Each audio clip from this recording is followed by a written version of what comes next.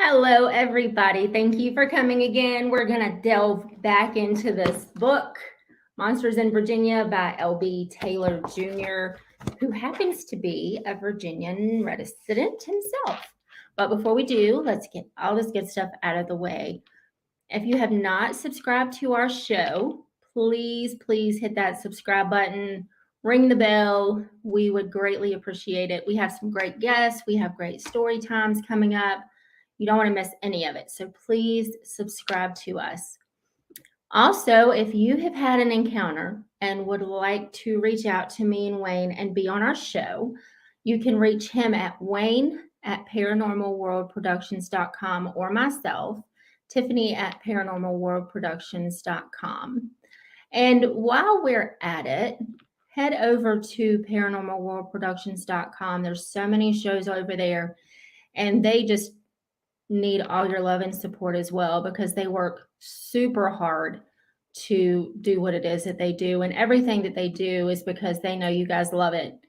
So while we are on that support train, just like last time, head over to reaperapparelco.com. You will get 10% off of your purchase if you use the promo code Paranormal Odyssey. And I understand that the picture for some people is a little off-putting, but it's not really the picture. It's what is behind that picture. It's what it stands for.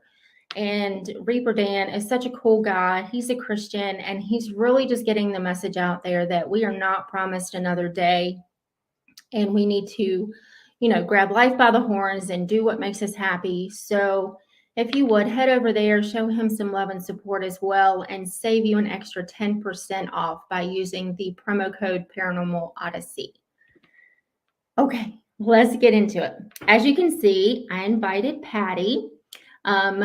She is the ringleader of everything.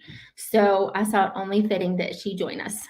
So this tale, or encounter rather, it's not a tale because it's real, again, comes out of that book, and it's called An Obsessive Search. It all began for William Drangeness of Manassas, Virginia, in the early 1990s when he bought a high-tech metal detector. I began searching the woods and hills for Civil War relics, he recalls. It got me outdoors, and I enjoyed it. On a cold day in March of 1995, Drangeness was invited to spend some time detecting around some old abandoned gold mines in Culpeper County. But what happened that day changed his life. After hours of tromping around in the woods, he and two friends headed back to their truck. It was about 3:30 p.m., and the three men were walking down a logging trail when all at once one of the friends stretched out his arms and shouted, "Stop." He pointed towards a spot in the woods and said he saw a man behind a tree. It soon became apparent, however, Drangeness said, that this person was not a person at all. Within a few seconds, a large head peered out at us from the side of the tree. It pulled back, and a split second later, this thing started running right in front of us, arms swinging and legs outstretched. It had incredible speed and made virtually no noise as it ran. It went down a hill and disappeared out of sight. I have never seen such massive shoulder muscles. The whole body seemed built for speed and agility. The sighting will always be etched in my mind. Shaken by what they had seen, the men hastily retreated to their truck and left the area. Drange and his friends said, "That was a bear. It's always a bear. Always a bear."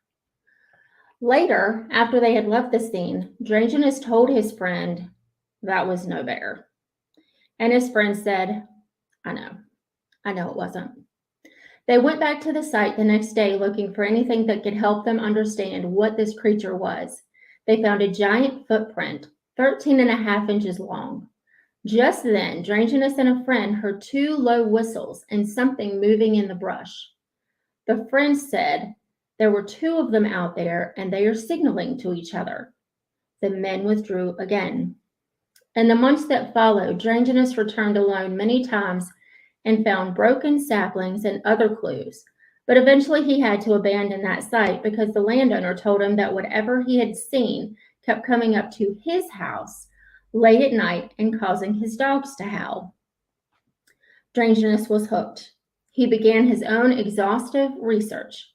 Since that fateful spring day in 1995, he has spent countless thousands of hours and dollars in what became an obsessive quest to find the Bigfoot. He has relentlessly tracked through hundreds of acres of dense woodland all across Virginia, Maryland, and Pennsylvania. I lost my place. I'm so sorry. That's embarrassing. Often in the dead of night with mixed results. He has found other giant footprints, recorded strange and unexplained sounds on sensitive audio equipment, and snapped a few inconclusive images on film. As his interest increased, Strangeness placed an ad in a magazine asking for anyone citing anything unusual in the woods to contact him. He was surprised at the initial response, which yielded 26 calls, mostly from hunters who were convinced that they had seen Bigfoot themselves. A second ad drew 20 more calls from all over Virginia. I could tell by their voices, he said, that they had seen some type of animal, or whatever it was that I saw. He spent hundreds of hours on the telephone gathering information.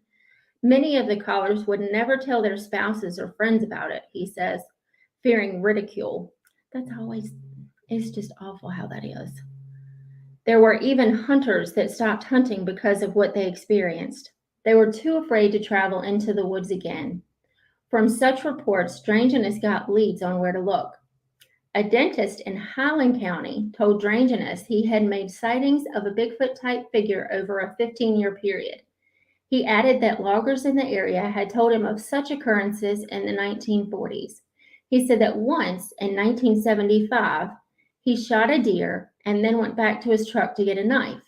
When he returned, he found a 7-foot-tall, hairy creature emitting a cesspool-like smell, with the deer tucked under its arm, heading into the woods. A woman in Waynesboro told Strangeness that bears were raiding her vegetable garden at night. Again with the bears. They're not bears. She said they stood on their hind legs. She knew this because her daughter had seen them at eye level out of her bedroom window. The window was 8 feet off of the ground. One hunter said he saw a 7-foot-tall beast standing in a clearing. When the man shouldered his rifle and looked through the scope, he said it was not a human and not a bear.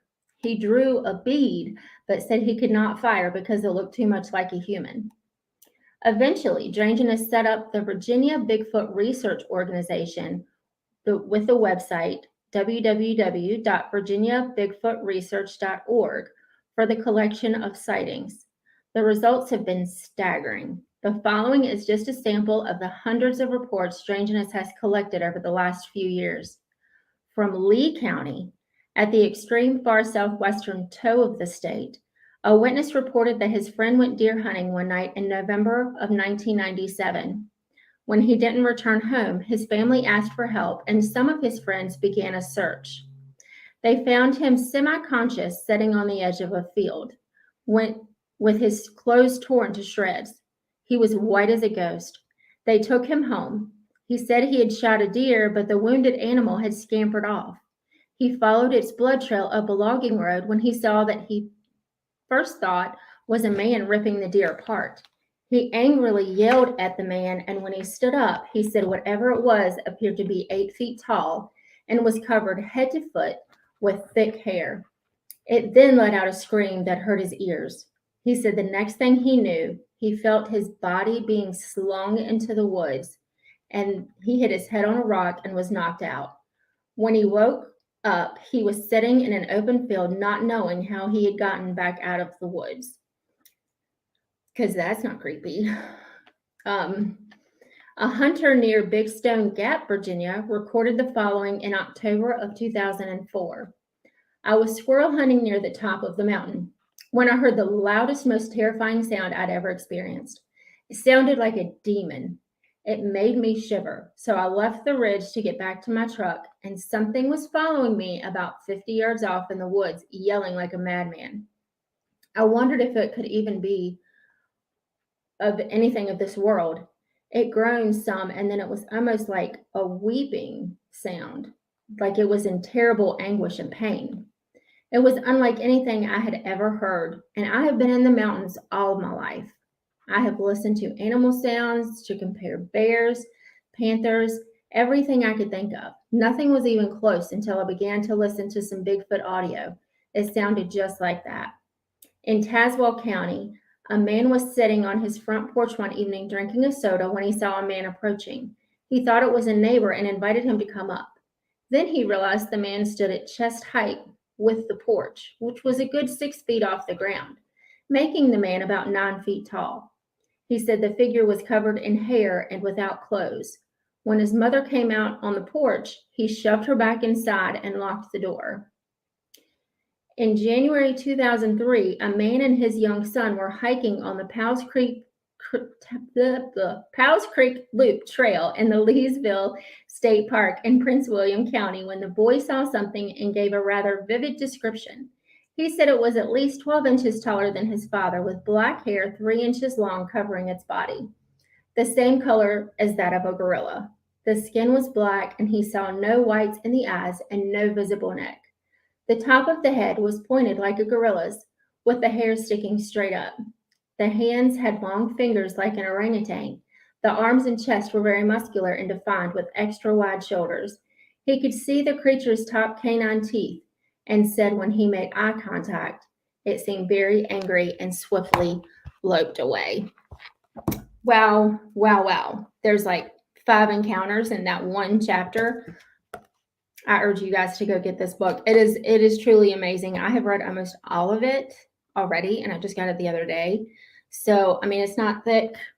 It's full of amazing stuff, but I'm going to bring you more stories from that. What I want to do for October, series of vampire things. Maybe it'll be fun because it'll be spooky season. But anyway, thanks for coming, and I appreciate your patience through my losing my words and losing my place. So, but do come back and subscribe to us. And again, we have the $1.99 membership. It's great, great stuff. So I hope that you all have a great rest of your day. And we look forward to seeing you on the show. Stay sweet and stay spooky.